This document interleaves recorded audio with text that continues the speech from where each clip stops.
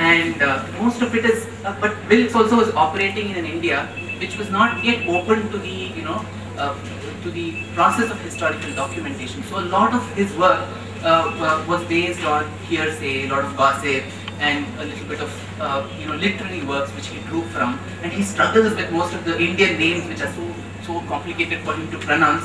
In fact, Maharani Lakshman Madni Avaru, at some point he gives up and calls her Lachimon. So he thinks that's a better thing to do. But nonetheless, it is one of the most important books that even I have fallen back on as a chronicler. Other than that, there were also a number of inscriptions, both lithic and copperplate, in different parts of Bangalore, Mysore, Tukur, Hassan, Coimbatore, Madras, and many of them are also, details of those are available in the Epigraphica Karnataka. Books like the Inscriptions of the Madras Presidency, the Mackenzie Collection, the Madras Epigraphics Report. They are in either Kannada or Sanskrit, and they date back to the 16th or the 18th century.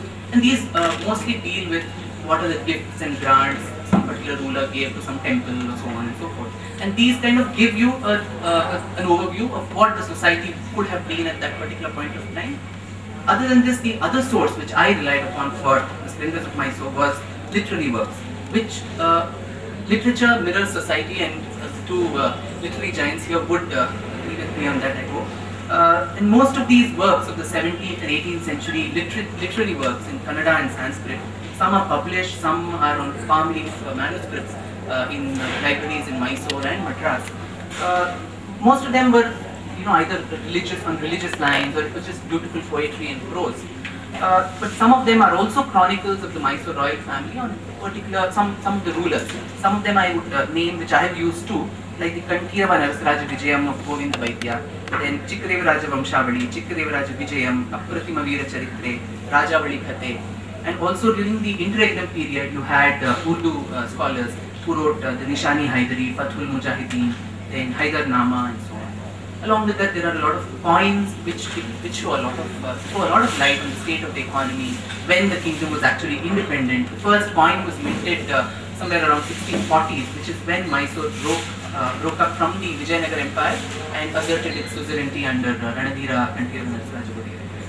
Along with that, there's a very interesting accounts also of the missionaries of those days.